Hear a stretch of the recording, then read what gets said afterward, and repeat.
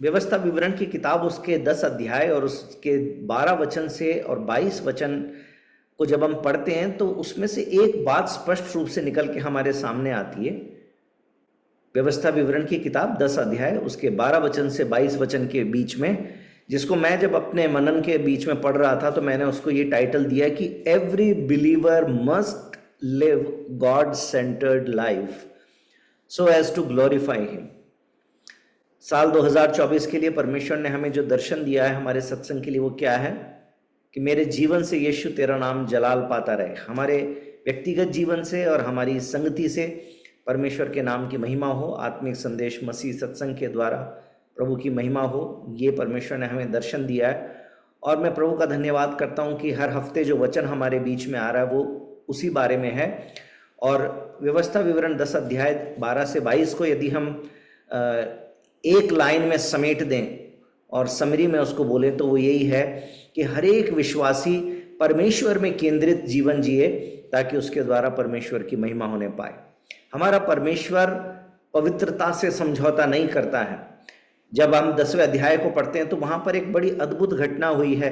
इस अध्याय की शुरुआत जो है वो बड़ी अद्भुत घटना से होती है, लेकिन उस घटना पर जाने से पहले मैं चाहता हूं कि एक घटना आप मेरे साथ में बाइबल में पढ़े। 2 शमूएल 6 अध्याय और उसके 1 वचन से 7 वचन के बीच में। फिर दाऊद ने एक और बार इज़राइल में से सब बड़े वीरों को जो 30,000 थे इकट्ठा किया। तब दाऊद और जितने लोग उसके संग थे वे सब उठकर यहूदा के बाले नामक स्थान से चले कि परमेश्वर का वह संदूक ले आए जो करूबों पर विराजने वाले सेनाओं के यहोवा का कहलाता है। तब उन्होंने परमेश्वर का संदूक एक नई गाड़ी पर चढ़ाकर टीले पर रहने वाले अबीनादाब के घर से निकाला और अबीनादाब के उज्जा और अहियो नामक 2 पुत्र उस नई गाड़ी को हाँकने लगे और उन्होंने उसको परमेश्वर के संदूक समेत टीले पर रहने वाले अबीनादाब के घर से बाहर निकाला और अहियो संदूक के आगे आगे चला। दाऊद और इज़राइल का समस्त घराना यहोवा के आगे सनोवर की लकड़ी के बने हुए सब प्रकार के बाजे और वीणा, सारंगियां, डफ, डमरू, झांझ बजाते रहे। तब वे नाकोन के खलिहान तक आए। तब उज्जा ने अपना हाथ परमेश्वर के संदूक की ओर बढ़ाकर उसे थाम लिया क्योंकि बैलों ने ठोकर खाई। तब यहोवा का कोप उज्जा पर भड़क उठा और परमेश्वर ने उसके दोष के कारण उसको वहां ऐसा मारा कि वह वहां परमेश्वर के संदूक के पास मर गया। मेरे भाई और बहनों, मैंने आपके सामने एक घटना पढ़ी है जिसके अंदर बहुत ही अजीब बात हुई है कि दाऊद ने बोला कि हम लोग परमेश्वर की जो वाचा का संदूक है, इस वाचा के संदूक के बारे में आप पढ़ना चाहें तो आप उसके बारे में गिनती की किताब में पढ़ सकते हैं। वहां पर उस वाचा के संदूक के विषय में सब कुछ बताया कि उसके अंदर क्या क्या रखा जाएगा और उसके साथ साथ में उसके एक जगह से दूसरी जगह ले जाने का तरीका क्या होगा वो भी परमेश्वर ने बताया था, है ना। तो यहाँ पर क्या घटना हो गई कि वो लोग उस वाचा के संदूक को लेकर चले बैलगाड़ी पर रखकर और एक जगह पर बैलों ने ठोकर खाई जिसके कारण वो संदूक जो है परमेश्वर की वाचा का संदूक गिरने लगा। और क्योंकि वो एक पवित्र चीज है और उसको गिरना नहीं चाहिए तो उज्जा एकदम से उसने हाथ बढ़ाकर उसको छू लिया, उसको गिरने से रोकने की कोशिश की, परंतु परमेश्वर का कोप उस पर भड़क उठा और वो उसी समय मर गया। आपको और मुझको ये घटना बड़ी अजीब सी लग सकती है कि ये बात कितनी अजीब है कि उस वाचा के संदूक को क्या वो गिरने देता? तो गिर जाता तो क्या ज़्यादा अच्छा होता? वो क्या सारी पवित्र चीज़ें ज़मीन पे फैल जाती तो क्या ज़्यादा अच्छी होती? तो आप मेरे साथ में निकाल के देखिए 4था अध्याय, गिनती की किताब उसका 4था अध्याय और उसके 4थे वचन को पढ़ेंगे। हालांकि यहाँ पे परमेश्वर पहले वचन से कुछ तरीका बताते हैं, कर्तव्य बताते हैं। पहले वचन से पढ़ते हैं तो वहाँ लिखा, फिर यहोवा ने मूसा और हारून से कहा, लेवियों में से कहातियों की उनके कुलों और पितरों के घरानों के अनुसार विनती करो। तो लेवी जो लोग थे वो परमेश्वर के लिए याजक के रूप में चुने गए थे, पुरोहितों के रूप में चुने गए थे, जो परमेश्वर के भवन में जाके सेवकाई करेंगे और बाकी लोगों को के लिए भी जो भी चढ़ावा चढ़ाना, जो भी कुछ करना, वो काम लेवी लोग करेंगे, परमेश्वर की आराधना में अगुवाई करेंगे। और वो ही लोग हैं जो वाचा के संदूक के विषय में भी सब काम करेंगे। आप चौथे वचन में पढ़ें, लिखा है और मिलाप वाले तंबू में परम पवित्र वस्तुओं के विषय में कहातियों का ये काम होगा। क्या क्या काम होगा? तो वहां पर बहुत सारे काम लिखे हैं। 5वें वचन में लिखा है कि अर्थात जब जब छावनी का कूच हो तब तब हारून और उसके पुत्र भीतर आकर बीच वाले पर्दे को उतार के उसके साक्षी पत्र के संदूक को ढांप दें। और इस प्रकार से पूरी व्यवस्था लिखी कि कैसे और इन सबको ढांपना है, कैसे फोल्ड करना है, कहाँ पे रखना है, क्या करना है। और उसके बाद में 15 वचन में लिखा हुआ है और जब हारून और उसके पुत्र छावनी के कूच के समय पवित्र स्थान और उसके सारे सामान को ढांप चुके, तब उसके बाद कहाती उसके उठाने के लिए आए, पर किसी पवित्र वस्तु को ना छुएं, कहीं ऐसा ना हो कि मर जाएं। परमेश्वर ने सिर्फ याजकों को ये काम दिया था कि वो लोग परमेश्वर की पवित्र वस्तुओं को छू सकते हैं। और कहाती जो कि लेवियों में से चुने गए थे। कहाती कौन है? जो उठाने वाले, जिसको आम हिंदी भाषा में कहार भी बोलते हैं। आपने देखा होगा पुराने राजाओं के समय में जब रानी कहीं पे जाती थी तो उसकी जो क्या बोलते हैं उसको, पालकी को उठाकर एक आगे और एक पीछे 2 जने अपने कंधे पे रखते थे। और कई बार बड़ी पालकी होती थी तो 4 जने होते थे, 6 जने होते थे, 8 जने भी होते थे जो उस पालकी को उठाकर चला करते थे। तो जो उठाकर चलने वाले लोग हैं ये कहाती, और ये कहाती भी लेवियों में से चुने गए हैं। तो भी उनको ये अधिकार नहीं था कि पवित्र चीज़ों को छू लें, नहीं तो परमेश्वर की डायरेक्ट आज्ञा थी कि वो मर जाएंगे, है ना। और 7 अध्याय और उसके 9 वचन के अंदर भी पढ़ें जरा, गिनती की किताब उसी का 7वां अध्याय और उसका 9वां वचन। यहाँ पर लिखा है कि परंतु कहातियों को उसने कुछ न दिया, क्योंकि उनके लिए पवित्र वस्तुओं की ये सेवकाई थी कि वे उसे अपने कंधों पर उठा लिया करें। किस पर उठा लिया करें? कंधों पर उठा लिया करें। कहातियों का काम उठाने का था जरूर, लेकिन बैलगाड़ी पर रख के लेके जाने का नहीं था। उनकी जिम्मेदारी थी कि उसको कंधे पर उठा कर लेके जाना है। लेकिन उज्जा के घर में, उज्जा कौन है?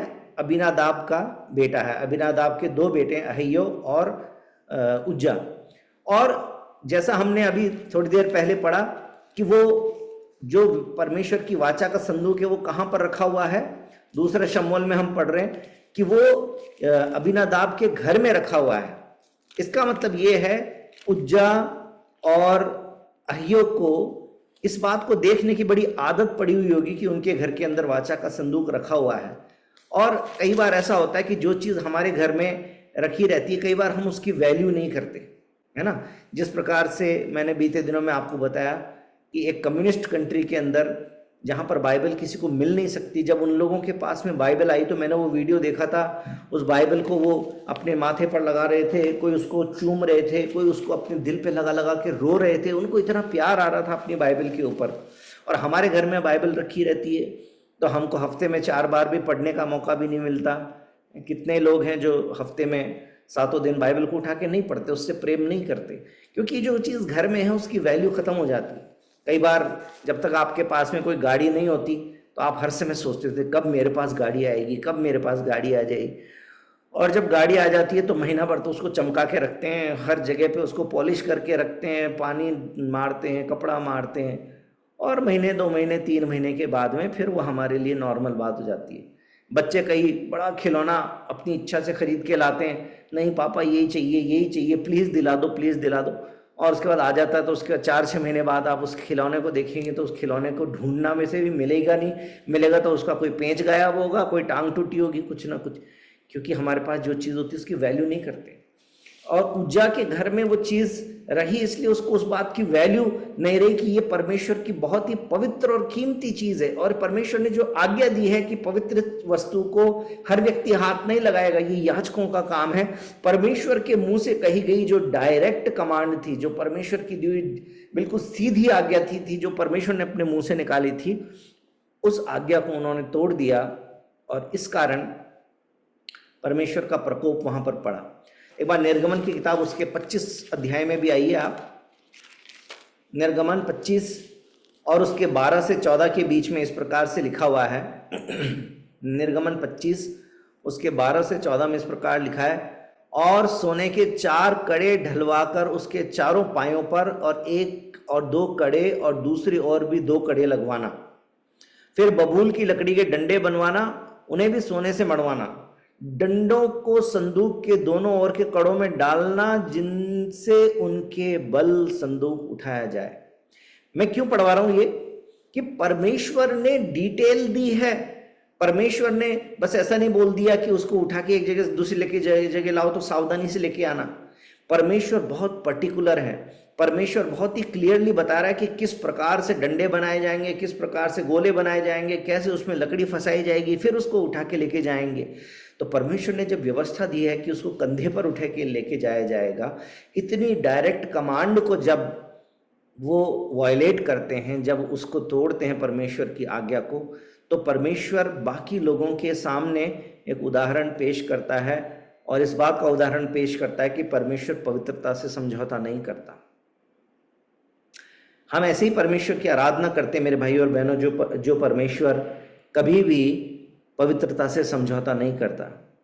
अब इस बात को अपने बैकग्राउंड में, अपने दिमाग में रखते हुए तब व्यवस्था विवरण और उसके 10 अध्याय पे आएंगे, तो फिर आपको वो घटना याद आएगी जो पिछले हफ्ते भी मैंने आपको बताई थी। घटना क्या हुई है? घटना ये हुई है कि परमेश्वर ने की वाचा का परमेश्वर ने 2 पटियाएं दी थी, जिस पर अपने हाथ से 10 आज्ञाओं को लिखकर परमेश्वर ने दिया था। और मूसा जब परमेश्वर के साथ वहां पर था, पहाड़ पर था, उस समय नीचे इजरायली हारून के साथ मिलकर उसका इंतजार कर रहे थे। इंतजार करते करते थक गए और उन्होंने सोचा पता नहीं मूसा आएगा कि नहीं आएगा, अभी क्या हो गया, अभी हम तो अपने तरीके से परमेश्वर की पूजा करेंगे। और उन्होंने सब लोगों का सोना इकट्ठा करके और उससे एक बछड़ा बना लिया, सोने का बछड़ा बना लिया और उसकी पूजा करने लग गए। और जब वो वहां से मूसा आया और उसने देखा तो उसको इतना गुस्सा आया कि तुमने परम पवित्र परमेश्वर को छोड़कर तुमने किस प्रकार की मूर्त बना ली, कैसा गुनाह, कैसा पाप तुम करने लग गए। इतना गुस्सा आ गया कि उसने उन पट्टियों को तोड़ दिया।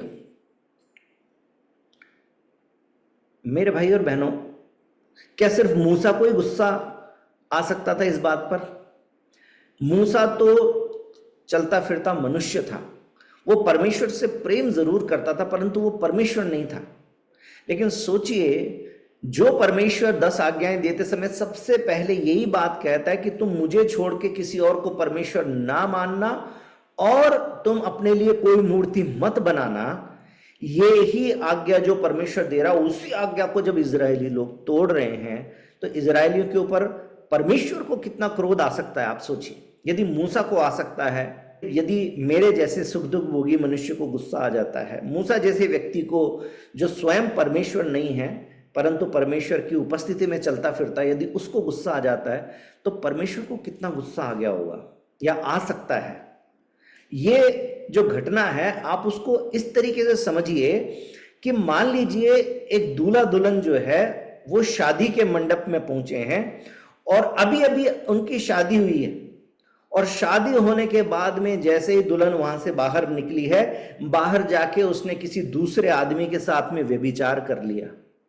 शादी की पहली रात में, जबकि पति और पत्नी को एक दूसरे के प्रेम में, एक दूसरे के नजदीक आना चाहिए था, एक दूसरे को समझना चाहिए था, एक दूसरे के साथ में अपने नए जीवन की शुरुआत करनी चाहिए थी, उस प्रेम को प्रकट करने के बजाय यदि शादी की पहली रात पे ही दुल्हन शादी करने के तुरंत बाद बाहर जाके और किसी दूसरे व्यक्ति के साथ में यदि व्यभिचार कर ले, तो उस पति को कितना गुस्सा आएगा?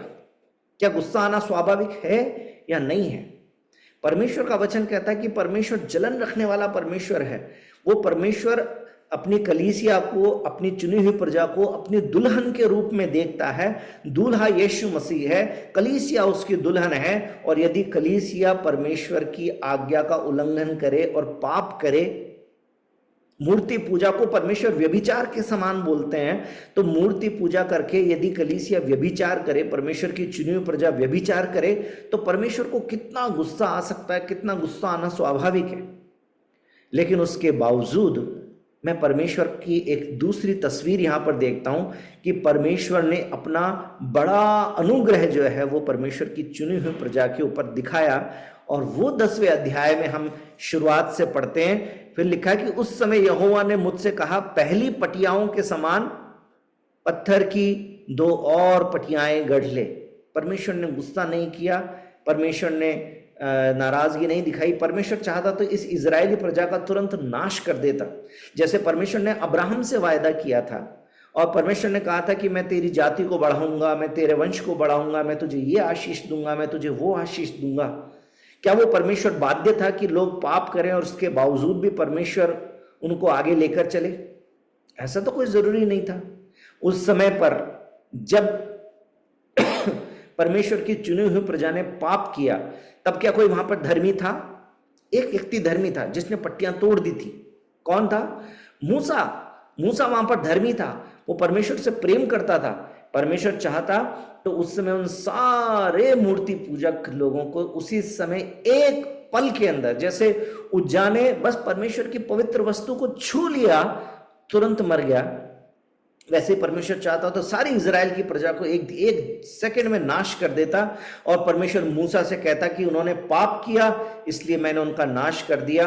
और मूसा, अब तुझको मैं आशीष दूंगा और तेरे वंश को बढ़ाऊंगा और तेरे द्वारा संतान जो पैदा होगी वो समुद्र के किणकों के समान होगी। इस प्रकार से परमेश्वर एक नई जाति को मूसा के द्वारा आगे खड़ा कर सकता था और अपने वायदे को पूरा कर सकता था। परमेश्वर ऐसा भी कर सकता था मेरे भाई और बहनों, लेकिन परमेश्वर अनुग्रह करने वाला परमेश्वर है। सिर्फ नए नियम में हम उसके अनुग्रह को नहीं देखते हैं। नए नियम में तो उसका नाम शांति का राजकुमार, अनुग्रह का पिता और बहुत सारा नाम दिया गया है।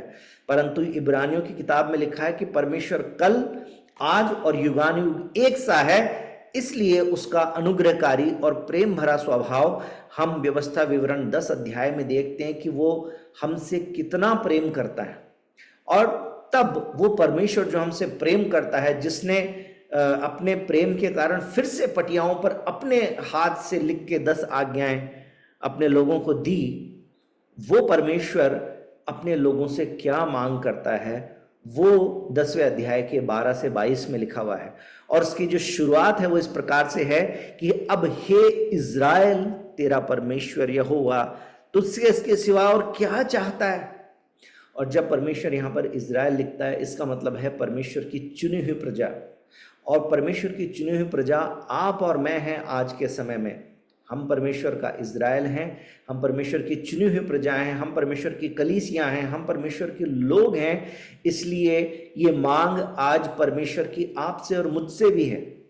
तो इस पूरे अंश को मैं आपके सामने पढ़ता हूँ 10वें अध्याय के 12 से 22 के बीच में। इसमें से 7 चीज़ें मैंने ऐसी ढूंढी जो परमेश्वर चाहता है कि हर एक विश्वासी के जीवन में वो बात हो। ये परमेश्वर की मांग है। एक बार इसको पहले पढ़ लेते हैं, फिर उन 7 बातों को संक्षेप में समझने का प्रयास करेंगे। लिखा है, अब हे इज़राइल, तेरा परमेश्वर यहोवा तुझसे इसके सिवा और क्या चाहता है कि तू अपने परमेश्वर यहोवा का भय माने और उसके सारे मार्गों पर चले, उससे प्रेम रखे और अपने पूरे मन और सारे प्राण से उसकी सेवा करे और यहोवा की जो जो आज्ञा और विधि में आज तुझे सुनाता हूँ उसको ग्रहण करे, जिससे तेरा भला हो। सुन, स्वर्ग और सबसे ऊंचा स्वर्ग भी और पृथ्वी और उसमें जो कुछ है वो सब तेरे परमेश्वर यहोवा ही का है। तो भी यहोवा ने तेरे पूर्वजों से स्नेह और प्रेम रखा और उनके बाद तुम लोगों को जो उसकी संतान हो सब देशों के लोगों के मध्य में से चुन लिया, जैसा कि आज के दिन प्रकट है। इसलिए अपने अपने हृदय का खतना करो और आगे को हठीले ना बनो, क्योंकि तुम्हारा परमेश्वर यहोवा वही ईश्वरों का परमेश्वर और प्रभुओं का प्रभु है और महान पराक्रमी और भय योग्य ईश्वर है, जो किसी का पक्ष नहीं करता और न घूस लेता है। वह अनाथों और विधवा का न्याय चुकाता और परदेशियों से ऐसा प्रेम करता है कि उन्हें भोजन और वस्त्र देता है। इसलिए तुम भी परदेशियों से प्रेम भाव रखना, क्योंकि तुम भी मिस्र देश में परदेशी थे। अपने परमेश्वर यहोवा का भय मानना और उसी की सेवा करना, उसी से लिपटे रहना। ये परमेश्वर का वचन है। परमेश्वर अपने वचन के पढ़े जाने पर हम सबको आशीष दे। यहाँ पर जैसे मैंने आपको पहले भी बोला कि परमेश्वर ने किस बात से अपनी बात की शुरुआत की कि अब हे इज़राइल, तेरा परमेश्वर यहोवा तुझसे इसके सिवा और क्या चाहता है। तो जहाँ पे इज़राइल लिखा है वहाँ पर अंडरलाइन कर लीजिए अपनी बाइबल में और वहाँ पर अपना नाम लिख दीजिए। तो जब मैं पढ़ूँ तो इसको मैं ऐसे पढ़ूँ कि अब हे ब्रजेश, तेरा परमेश्वर यहोवा तुझसे क्या चाहता है। जो भी पढ़े वो अपना नाम लगा ले और लिख ले कि अब हे मेरे बेटे मेरी बेटी, तेरा परमेश्वर यहोवा तुझसे इसके सिवा और क्या चाहता है। इस तुझसे इसके सिवा और क्या चाहता है का मतलब है ये परमेश्वर की सबसे मुख्य इच्छा है। और जब इन सारी बातों को जो मैंने आपके सामने वचन पढ़ा, यदि उसको एक लाइन में बोलेंगे तो क्या है? Living a God centered life, ऐसा जीवन जीना जो परमेश्वर के लिए केंद्रित जीवन है। इसका मतलब ये नहीं है कि नौकरी नहीं करेंगे, नौकरी भी करेंगे, काम भी करेंगे, पैसा भी कमाएंगे, घर भी बनाएंगे, गाड़ी भी लेंगे, एंटरटेनमेंट भी करेंगे, एंजॉय भी करेंगे, बच्चे भी पैदा करेंगे, सब कुछ इस दुनिया के अंदर जो जो करते हैं वो सब कुछ करेंगे। परंतु सब बातों में हमारा केंद्र, हमारी सोच का जो मुख्य बिंदु है वो हमारा परमेश्वर होगा। परमेश्वर की 7 मांग जो है हर एक विश्वासी से है वो क्या है? सबसे पहले कहता है परमेश्वर इसके सिवा और क्या चाहता है कि तू अपने परमेश्वर यहोवा का भय माने।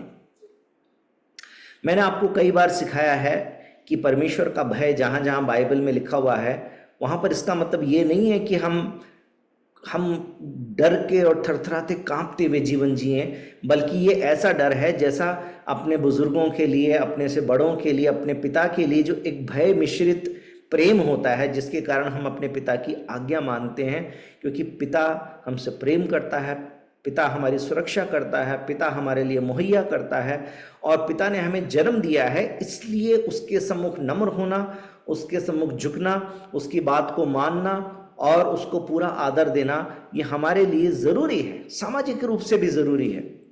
परंतु बीते दिनों में एक संदेश मैं सुन रहा था और परमेश्वर के दास ने इस प्रकार से बोला कि हाँ, ये बात सच है कि एक पिता के समान अपने परमेश्वर का आदर हमें करना चाहिए, परंतु हमें ये नहीं भूलना कि हमारे लिए पिता का एग्जाम्पल वही पिता है जो इस दुनिया के अंदर जीता जागता हमारा पिता है, जिसने हमें जन्म दिया और इसलिए उसके अंदर बहुत सारी कमियां हैं। और यदि सिर्फ उसी एग्जाम्पल से हम अपने परमेश्वर को समझने की कोशिश करेंगे तो हम पूरी तरीके से परमेश्वर को नहीं समझ सकते, क्योंकि परमेश्वर तो पवित्र परमेश्वर है।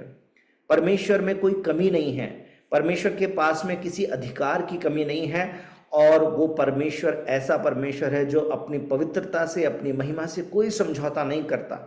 जैसे हमने उज्जा का उदाहरण देखा और बाइबल के पुराने नियम को पढ़ के देखेंगे तो बहुत सारे उदाहरण आपको देखने को मिलते हैं। यहाँ तक कि नए नियम में हनन्याह और सफीरा के साथ में भी जो गुजरा, उसके द्वारा हम जान सकते हैं कि वो परमेश्वर का डर, वैसा डर भी जरूरी है कि वो परमेश्वर, यदि हम जानबूझ के पाप करते रहेंगे, जानबूझ के समझौते का जीवन जीते रहेंगे, इतनी बार सिखा दिया गया कि झूठ नहीं बोलना, व्यभिचार नहीं करना, आंखों के देखे से पाप नहीं करना, लालच नहीं करना, उसके बावजूद भी ऐसा ही जीवन जिएंगे तो वो नरक में डाल देगा।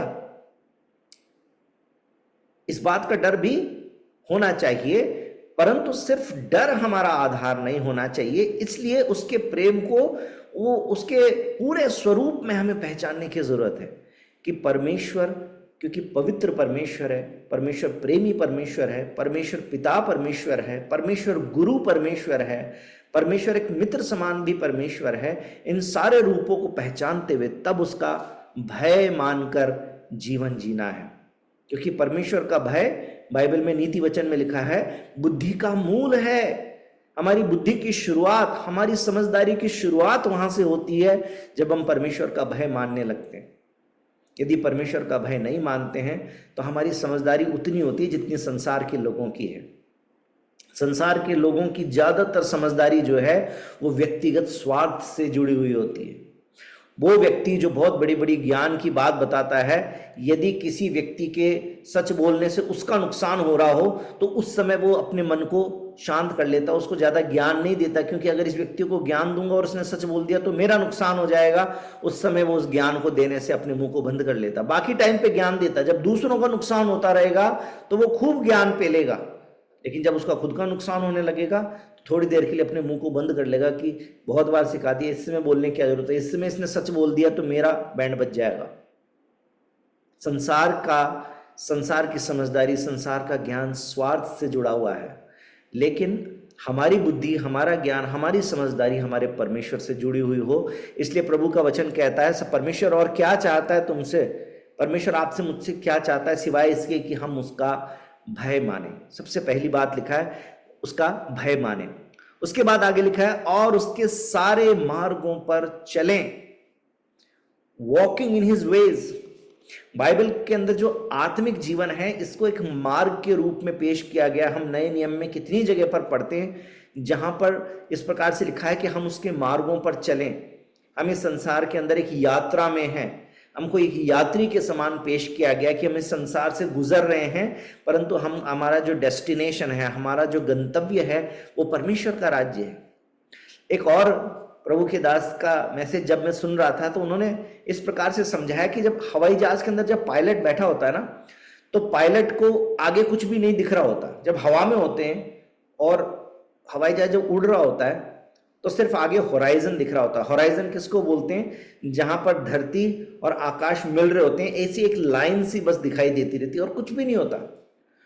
और बहुत बार बहुत सारे पायलट्स के साथ में ऐसा होता है कि लगातार उसको कई घंटे तक एक ही लाइन को देखते देखते देखते देखते देखते देखते देखते रहने के कारण एक फटीग आ जाता है, एक दिमाग में ऐसी थकान आ जाती है कि दिमाग जो है उल्टे सीधे करतब करने लग जाता है।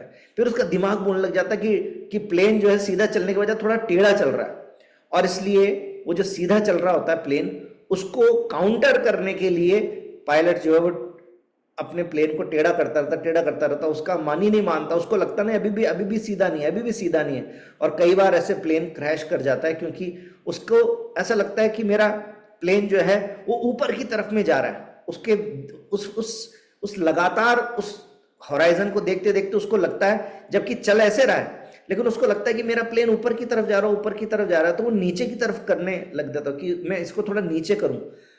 वो उस इंफॉर्मेशन क्लस्टर के ऊपर ध्यान ना देकर अगर नीचे की तरफ अपने दिमाग से उसको करने लगता है तो प्लेन नीचे जाके क्रैश कर सकता है। ऐसे समय के लिए उनको 2 ट्रेनिंग दी जाती है। पहली ट्रेनिंग इस बात की दी जाती है कि जब भी तुम्हारा दिमाग तुमसे कोई खेल खेलने लगे और तुमको बताने लगे कि अरे तुम्हारी फ्लाइट ऐसे टेढ़ी हो रही है या तुम्हारी फ्लाइट ऊपर की तरफ में जा रही है, तो तुम अपने इस मन के चलाए पे मत चलना, बल्कि तुरंत इंफॉर्मेशन क्लस्टर जो सामने लगा हुआ है, वो इतने सारी जो मशीनें लगी हैं उसके अंदर साफ साफ लिखा हुआ है कि आपका प्लेन टेढ़ा है या सीधा है या क्या उसके साथ में हो रहा है, उसके ऊपर भरोसा करना, अपनी फीलिंग पे मत जाना, उसके ऊपर देखना। दूसरी बात, अपने साथ में जो एक को पायलट है उससे थोड़ी सी बात करना, उसको अपनी बात बताना कि मुझे ऐसा फील हो रहा है, क्या तुमको भी हो रहा है?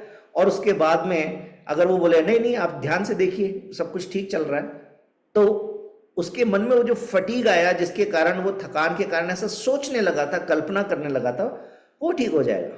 ये 2 चीजें कौन सी है? हम आत्मिक जीवन में चलते चलते कई बार थक भी सकते हैं। कई बार एक ही एक बात ब्रिजेश भाई से सुनते सुनते लगे अरे ये एक ही बात बार बार रोज रोज बताते रहते हैं। अगर थकान होने लगे आत्मिक जीवन में तो फिर परमेश्वर का वचन जो है इसकी तरफ में देखने लगना चाहिए। हर समय सिर्फ अपने मन की भावना से हम प्रभु के पीछे नहीं चल सकते। कभी कभी परमेश्वर के साथ चलते चलते फटीग आने लगे, थकान आने लगे, तो परमेश्वर के वचन को, ये हमारा क्लस्टर है, ये यहाँ पे सारी इंफॉर्मेशन है, इसकी तरफ देखना। और दूसरा, अपने किसी विश्वासी भाई बहन के साथ में बैठना, उससे बात करना, उसके साथ संगति करना, उसके साथ मिलकर प्रार्थना कर लेना, तो आत्मिक जीवन के अंदर जो गड़बड़ी आने लगी वो फिर सही हो जाएगी। परंतु आत्मिक जीवन में दिन प्रतिदिन हमको आगे बढ़ते रहना है, चलते रहना है। इसलिए परमेश्वर का वचन कहता है, प्रभु की क्या इच्छा है कि हम उसके मार्गों पर चलें, हम रुक न जाएं, हम स्टैग्नेंट ना हो जाएं। ये दूसरी बात। तीसरी बात, यहां पे परमेश्वर के वचन में लिखा है और उससे प्रेम रखें, हम परमेश्वर से प्रेम रखें। आपको मालूम है पूरी बाइबल का आधार ही प्रेम है। जैसे मैंने आपको अभी थोड़ी देर पहले बताया कि परमेश्वर चाहता तो अब्राहम को जो वायदा दिया था उस वायदे को छोड़कर, क्योंकि इन लोगों ने पाप किया है, इन सारी प्रजा को नाश करके और फिर से अपने लिए नई प्रजा बना सकता था, परंतु वो परमेश्वर प्रेम करने वाला परमेश्वर है। परमेश्वर अपने लोगों से प्रेम करता है, वो हमारी गलतियों और हमारे गुनाहों के माफ करने के लिए वो तैयार है, इसलिए वो हमारी ओर दृष्टि लगाता है। इसलिए परमेश्वर ने क्या कहा कि मैं तुझे फिर से आज्ञाएं दे रहा हूं, अब की बार संभाल के संदूक में रखना। इसका मतलब परमेश्वर आपसे और मुझसे क्या कहता है कि उसकी आज्ञाएं हमने एक बार तोड़ दी, हमसे गलती हो गई, हमसे पाप हो गया, हमसे समझौता हो गया, अब एक बार फिर से परमेश्वर याद दिलाता है अपने वचन के द्वारा, अपने सेवकों के द्वारा, कि माफी मांग के फिर से अपने वचन को, अपने जीवन को ठीक कर लें और परमेश्वर की आज्ञाओं को अपने जीवन में सहेज लें। और यहोशू से जैसे कहता है कि दिल की पाटी पर परमेश्वर के वचन को रख लें। परमेश्वर से प्रेम करें, क्योंकि वो परमेश्वर हमसे प्रेम करता है। तो परमेश्वर सिर्फ ये नहीं चाहता कि हम आज्ञाकारिता में चलते चले जाएं। जैसे हम अगर कोई कानून बन जाता है तो उस कानून को हम पालन करते हैं, तो कानून का पालन करने का मतलब ये नहीं कि कानून बनाने वालों से हमको प्रेम है। बॉस जब हमको कहता है आज शाम को 5 बजे के बाद भी रुकना, 8 बजे तक काम करना है, तो हम अपने बॉस की आज्ञा का पालन करते हैं। इसका मतलब ये नहीं कि बॉस से हमें प्रेम है। लेकिन मैंने आपको पहले भी इस बारे में बताया कि यदि मेरी माँ मुझसे ऑफिस से, मैं जब निकल रहा हूं, मैं लेट भी हो गया और उसके बावजूद भी कहे कि जरा उल्टे रास्ते जाकर मेरी दवा लेते आना, तो मैं अपनी माँ से प्रेम करता हूं, तो मैं उल्टे रास्ते जाकर भी उस दवा को लाता हूं। तो इसलिए मैं अपनी माँ की आज्ञा का पालन इसलिए नहीं कर रहा हूं क्योंकि मुझे आज्ञा का पालन करना ही चाहिए, मैं इसलिए कर रहा हूं क्योंकि मैं अपनी माँ से प्रेम करता हूं। उसी प्रकार से आज्ञा पालन तो जरूरी है, परंतु आज्ञा पालन का आधार नहीं है। आज्ञा पालन का आधार प्रेम है, कि हम परमेश्वर से प्रेम करें।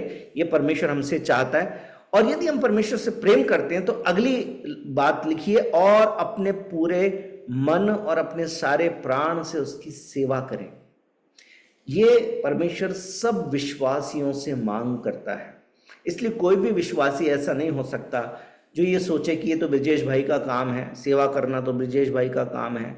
यदि आप आज मेरी आवाज को सुन रहे हैं, परमेश्वर के वचन पर मेरे साथ मनन कर रहे हैं, तो मैं आपको याद दिलाना चाहता हूं, आपकी उम्र कितनी भी क्यों ना हो, आपके पास शिक्षा कितनी भी क्यों ना हो, आप पैसा धन कितना भी क्यों ना कमाते हो, परमेश्वर आपसे और मुझसे ये चाहता है कि हम परमेश्वर की सेवा करें।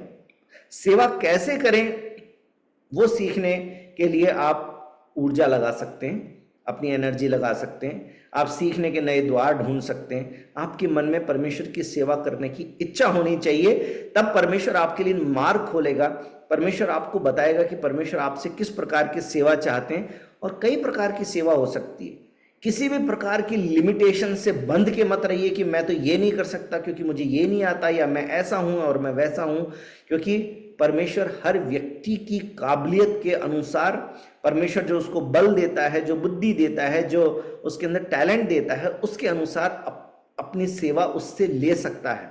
और हम में से जितने लोग सेवा करते हैं, इस बात पे घमंड मत करिएगा कि हम सेवा करते हैं, क्योंकि हो सकता है कि ये सेवा जो हम कर रहे हैं इससे भी बढ़कर कोई सेवा परमेश्वर ने आपकी और मेरे लिए अभी तक रखी हो, जहां तक हम पहुंचे भी नहीं। इसलिए जितना सेवा आप कर पा रहे हैं उसके लिए परमेश्वर का धन्यवाद करें, घमंड ना करें, धन्यवाद करें। परंतु साथ साथ में तैयार रहें इस बात के लिए कि मुझे और किन तरीकों से परमेश्वर की सेवा करनी है, मैं और कैसे अपने परमेश्वर की सेवा कर सकता हूं। क्योंकि परमेश्वर आपसे भी प्यार करता है। परमेश्वर ने आपके लिए भी कोड़े खाए हैं, परमेश्वर ने आपके लिए भी क्रूस पर अपनी जान दी है। इसलिए परमेश्वर ने आपको चुन लिया है, अपना विश्वासी बना लिया, अपनी प्रजा बना लिया। तो आपको बाइबल की बातें वचन के अनुसार नहीं मालूम होंगी, आपको बोलना नहीं आता होगा, कुछ भी होगा, लेकिन फिर भी परमेश्वर की मांग है कि परमेश्वर आपसे सेवा ले। तो अब यह आपके मन में होना चाहिए कि आप अकेले में बैठ के प्रार्थना करें कि प्रभु मुझे तो कुछ आता नहीं है, मैं कैसे सेवा करूं। और फिर प्रभु आपके लिए ऐसे मार्ग खोलेगा, ऐसे लोगों के बीच में लेके जाएगा जिनके बीच में सिर्फ आप ही सेवा कर सकते हैं, वहां पर आके दूसरा व्यक्ति सेवा नहीं कर सकता। तो कहने का मतलब ये है कि ये परमेश्वर की मांग है। आज मैं आपसे वो टाइटल दे के बता रहा हूं कि परमेश्वर की मांग क्या है विश्वासियों से। ये चॉइस नहीं है, ये परमेश्वर हमसे मांगता है क्योंकि उसने हमसे इतना प्रेम किया है। आप सोचिए, नए नियम के अंदर हम जाके देखते हैं, यीशु मसीह ने हमसे इतना प्रेम किया कि हमारी खातिर अपने प्राण दे दिए। यदि परमेश्वर ने हमारी खातिर प्राण दे दिए तो क्या उसको हमसे कुछ मांगने का हक नहीं है? यदि वो आज आपकी और मेरी प्रार्थनाओं को सुनता और हमारे जीवन में इतने बड़े बड़े काम करता है, क्या उस परमेश्वर को यह हक नहीं है कि वो हमसे कुछ मांगे? ये परमेश्वर की मांग है कि परमेश्वर के लोग उसकी सेवा करें। उसका 13 वचन से लिखा है, और यहोवा की जो जो आज्ञा और विधि मैं आज तुझे सुनाता हूं उनको ग्रहण करे जिससे तेरा भला हो। परमेश्वर की बातों को ग्रहण करने वाला होना चाहिए। परमेश्वर के वचन को रिजेक्ट नहीं करना है, अरे ये मेरे लिए नहीं है, कई बार हम वचन को सुनते हैं तो ऐसे ही सुनते हैं, हाँ ये वो वाला भाई सुनता तो सही रहता, आज का वचन उसको तो सुनना ही चाहिए था। ये सोच नहीं होनी चाहिए कि उसको सुनना चाहिए। अरे वो बेटा मेरा ऐसे करता है, अगर वो सुनता ना तो क्या पता उसके दिल में कोई काम होता, उसको जरूर होना चाहिए था। आज के सत्संग में उसको तो होना ही चाहिए था, उस बहन को तो होना ही चाहिए था। नहीं, परमेश्वर का वचन आपके लिए है। यदि मैं सुनने वाला हूं, उसमें सुनने के लिए बैठा हूं, तो परमेश्वर का वचन मेरे लिए है। चाहे वो मुझसे उम्र में छोटा व्यक्ति प्रचार कर रहा हो, नया विश्वासी प्रचार कर रहा हो, चाहे कोई बहन प्रचार कर रही हो, या बाहर से आया हुआ कोई व्यक्ति प्रचार कर रहा हो जो मेरी परिस्थितियों को जानता भी नहीं है। जब कोई दूसरा व्यक्ति प्रचार कर रहा है और मैं सुन रहा हूं, तो वो वचन मेरे लिए है, मुझे वो वचन ग्रहण करना है। वो जो कई बार सुबह व्हाट्सएप पे कोई बहन कोई भाई एक वचन भेज देते हैं अपने व्हाट्सएप ग्रुप में, उस वचन को जब आप पढ़ते हैं तो वो वचन आपके लिए है। ये मत सोचिए कि अरे ग्रुप में किसी ने भेजा है, हाँ भेजा है, डेली गुड मॉर्निंग है तो चलो मैं गुड मॉर्निंग की तरह पढ़ लूँ इस मैसेज को। नहीं, वो परमेश्वर ने आपके लिए व्यक्तिगत मनन के लिए वचन दिया है, इसलिए उसको खोल के जरूर पढ़ें। ऐसा नहीं अच्छा निर्मला बहन ने तो मैसेज भेजा है, चलो ठीक है ऊपर, और मोहन जी ने भेजा है, और बस ये उंगली से आगे ऊपर ना करते रहें। कई लोग ऐसे अंगूठे से ऊपर करते रहते हैं। तो मेरी बात को ध्यान से सुन लीजिए, सिर्फ मैसेज ऊपर करने के लिए नहीं है, आपके लिए है। परमेश्वर चाहता है कि परमेश्वर की जो आज्ञाएं जो वचन है उसको आप ग्रहण करें, हम उसके वचन को ग्रहण करें, और उसके साथ जुड़ी हुई आशीष है कि तेरा भला हो। वचन को ग्रहण करेंगे तो हमारा भला ही होगा। परमेश्वर इतना अनुग्रहकारी कि जबरदस्ती की आज्ञाएं नहीं दे रहा है कि जबरदस्ती बस हम चले जाएं, उसमें कोई मजा भी नहीं आ रहा। जितनी आज्ञा का पालन करेंगे, जितना उसके वचनों को ग्रहण करेंगे, उतनी हमारी भलाई होगी, उतनी हमारे जीवन में आशीष आएगी, ये प्रभु का वचन कहता है। और इसलिए क्योंकि वो सारे स्वर्ग और पृथ्वी का अधिकारी है, लिखा सुन स्वर्ग और सबसे ऊंचा स्वर्ग भी और पृथ्वी और उसमें जो कुछ है वो सब तेरे परमेश्वर यहोवा का है। यदि आप वचन को ग्रहण करेंगे, और परमेश्वर कहता है तू वचन को ग्रहण करेगा तो मैं तुझे आशीष दूंगा, तो परमेश्वर आपको ये कॉन्फिडेंस भी दिलाता है कि इस दुनिया के अंदर जो कुछ है वो मेरा है। मेरे भाइयों और बहनों, जो चीज मेरी है, चाहे वो कितनी भी महंगी क्यों ना हो, कितनी भी यूनिक क्यों ना हो, दुनिया में वैसी दूसरी कॉपी भी ना हो भले ही, पर अगर वो मेरे पास है तो क्या मुझे वो चीज आपको देने से कोई रोक सकता है? कोई नहीं रोक सकता। मेरी मर्जी में फ्री में दे दूं, मैं उसको सड़क पे फेंक दूं। उसी प्रकार सोचिए, जो परमेश्वर स्वर्ग और पृथ्वी का अधिकारी है वो आपको क्या नहीं दे सकता। यदि वो परमेश्वर सब कुछ दे सकता है तो वो परमेश्वर कहता तुमको लेकिन एक काम करना है कि मेरे वचन को ग्रहण करना है। परमेश्वर के वचन को ग्रहण करेंगे, परमेश्वर की मांग है। उसके बाद 15 वचन से लिखा है, तो भी यहोवा ने तेरे पूर्वजों से स्नेह और प्रेम रखा, और उसके बाद तुम लोगों को जो उनकी संतान हो सब देशों के मध्य में से चुन लिया, जैसा कि आज के दिन प्रकट है। मेरे भाई और बहनों, मैंने आपको बताया कि परमेश्वर की चुनी हुई प्रजा उस समय वो थी जो मिस्र देश से निकाली गई थी और वाचा किए हुए देश में पहुंचाई गई थी। परंतु आज परमेश्वर की प्रजा आप और मैं हैं, जो पाप की गुलामी से छुड़ाए गए हैं और परमेश्वर के राज्य के अधिकारी बनाए गए हैं। हमसे परमेश्वर क्या कहता है? 16 वचन में लिखा है, अपने हृदय का खतना करो और हठीले ना बनो, जिद्दी मत बनो।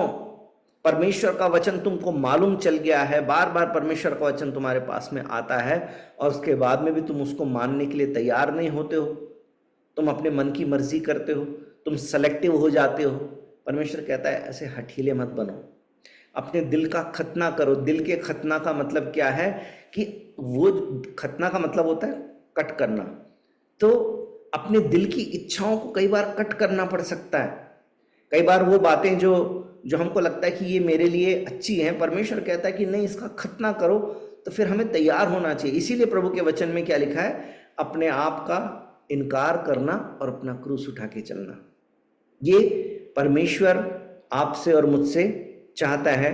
और 7वीं बात जो 18 वचन में लिखा हुआ है, वह अनाथों और विधवा का न्याय चुकाता और परदेशियों से ऐसा प्रेम करता है कि उन्हें भोजन और वस्त्र देता है। इसलिए तुम भी परदेशियों से प्रेम भाव रखना। परदेशियों से प्रेम भाव रखना, ये पुराने नियम में परमेश्वर ने कहा था, लेकिन नए नियम में परमेश्वर ने हमसे क्या कहा? तू परमेश्वर अपने प्रभु से अपने सारे मन और अपने सारे प्राण और अपनी सारी बुद्धि के साथ प्रेम रख। बड़ी और मुख्य आज्ञा तो यही है, और उसी के समान ये दूसरी भी है कि तू अपने पड़ोसी से अपने समान प्रेम रख। आप अच्छा कपड़ा पहनना चाहते हैं तो आपके पड़ोसी के पास में भी अच्छा कपड़ा हो, या तो आप मुहैया कर सकते हैं तो आप दे दें, नहीं तो उसके लिए भी प्रार्थना करें। आप चाहते हैं आपके जीवन में दुख ना आए तो आप अपने पड़ोसी के लिए प्रार्थना करें कि उसके जीवन में भी दुख ना आए। आप चाहते हैं कि आपका उद्धार हो, आप नरक ना चले जाएं, आपके पड़ोसी से आपकी चिड़न नहीं होनी चाहिए कि ये तो नरक में ही जाए, उसके लिए भी प्रार्थना करिए कि वो भी नरक में ना जाए, वो भी स्वर्ग में जाए, है ना। इसका मतलब क्या है, हो सकता है बहुत सारी बदमाशी उसने कर रखी होगी तो भी उसको क्षमा करना। वो सारी बातें जो नए नियम में हम सीखते हैं वो सब पड़ोसी से प्रेम के अंदर सब बातें समाहित हो जाती हैं। सह लेना, माफ कर देना। परमेश्वर का वचन कहता है तेरे भाई के मन में कोई विरोध हो तो तू पहले जा और उसके साथ मेल मिलाप कर, फिर भेंट चढ़ाना। ये सब अपने पड़ोसी से प्रेम करना है। 7 बातें, सॉरी 4 नहीं, 4 और 3, 7 बातें जो इतनी सी वचन के अंदर लिखी है। क्या कि परमेश्वर का भय माने, उसके मार्गों पर चलें, उससे प्रेम रखें, उसकी सेवा करें, उसके वचन को ग्रहण करें, हठीले न बने, नम्र बने और अपने पड़ोसी से भी प्रेम करें। और इन बातों को रिमाइंड करने के लिए परमेश्वर एक बार फिर से 20वें वचन में हमको फिर से एक बार उस बात को रिमाइंड करके बोलता है कि अपने परमेश्वर यहोवा का भय मानना, उसकी सेवा करना, उससे लिपटे रहना। ये परमेश्वर की मांग है मेरे भाई और बहनों, ये परमेश्वर की इच्छा है आपके और मेरे लिए। आज मेरा सवाल है आपके साथ में, और ये सिर्फ आपसे नहीं है, अपने आप से भी मैं ये सवाल करना चाहता हूँ कि हम किसका भय मानते हैं। जब हम कोई पाप नहीं करना चाहते तो हमें इंसान का डर लगता है या परमेश्वर का डर लगता है।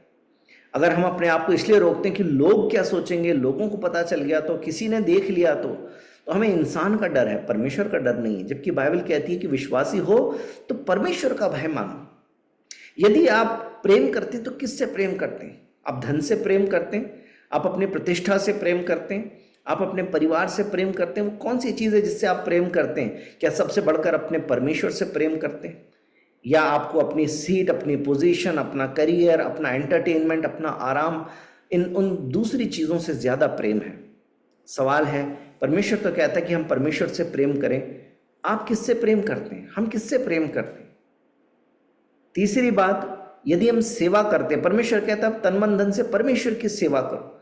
हम किसकी सेवा कर रहे हैं? सरकार की सेवा कर रहे हैं, अपनी कंपनी की सेवा कर रहे हैं, या कमा कमा के लाके बड़ा घर बना रहे हैं, अपने बच्चों की सेवा कर रहे हैं, अपने घर वालों की सेवा कर रहे हैं, या सबसे बढ़कर पहले हम अपने दिल में अपने परमेश्वर की सेवा कर रहे हैं और उसके बाद हम दूसरी चीज़ों पे ध्यान देते हैं? और चौथी बात, हम यदि परमेश्वर के साथ में चलते हैं तो परमेश्वर का वचन पूछना चाहता है आपसे और मुझसे कि किसकी आज्ञा को मानते हैं। परमेश्वर चाहता है हम उसके वचन को ग्रहण करें, उसकी आज्ञाओं में चलें। हम किसके वचनों को ग्रहण करते हैं?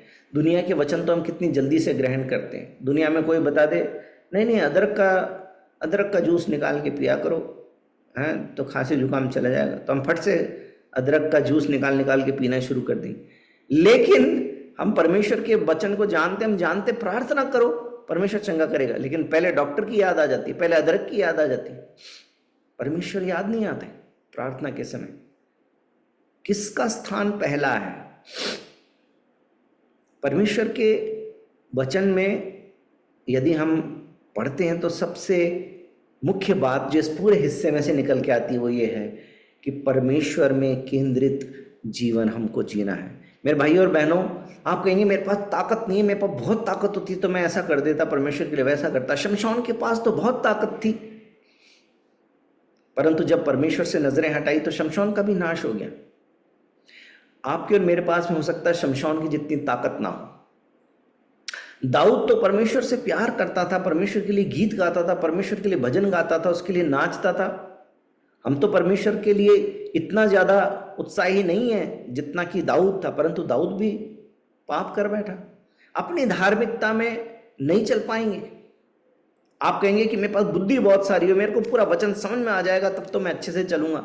मेरे भाई और बहनों, सुलेमान तो परमेश्वर का ऐसा भक्त था, ऐसा जन था जिसको परमेश्वर ने बुद्धि का ही वरदान दे दिया था। उससे बढ़कर बुद्धिमान तो पूरी दुनिया में कोई नहीं था, लेकिन परमेश्वर के साथ में नहीं चल सका। एक समय आके परमेश्वर की आज्ञाओं को तोड़ के परमेश्वर का फेवर खो बैठा। बुद्धिमान होने से भी कुछ नहीं बात बनेगी। तो ना हमारी ताकत से, ना हमारी बुद्धि से, ना किसी बात से परमेश्वर के ग्रेस से ये संभव है। इसलिए प्रभु का वचन कहता है कि अपने दिल का खतना करो, अपने मन को कठोर मत करना। परमेश्वर जब कहता है कि उसकी सेवा करनी, उसके साथ चलना है, उसके लिए जीना है, उसके लिए अपने आप को हम तैयार कर दें, तो वो सारी आशीषें जो इस दुनिया में हम चाहते हैं कि हमारे जीवन, वो हमारे लिए है। क्योंकि परमेश्वर कहता है कि स्वर्ग और पृथ्वी का सारा अधिकार उसी के पास में। उस यदि उसके पास है तो हमको क्या नहीं दे सकता, वो सब कुछ दे सकता है। इसलिए उस परमेश्वर पर भरोसा करें और परमेश्वर में केंद्रित जीवन जीना शुरू करें। परमेश्वर पवित्रता से समझौता नहीं करता, परमेश्वर पवित्र परमेश्वर है, इसलिए उस परमेश्वर के लिए पवित्रता का जीवन जीना शुरू करें। परमेश्वर हम सबको बहुत आशीष देगा। आमीन। बोले यीशु मसीह की जय। प्रभु आप सबको बहुत आशीष दे।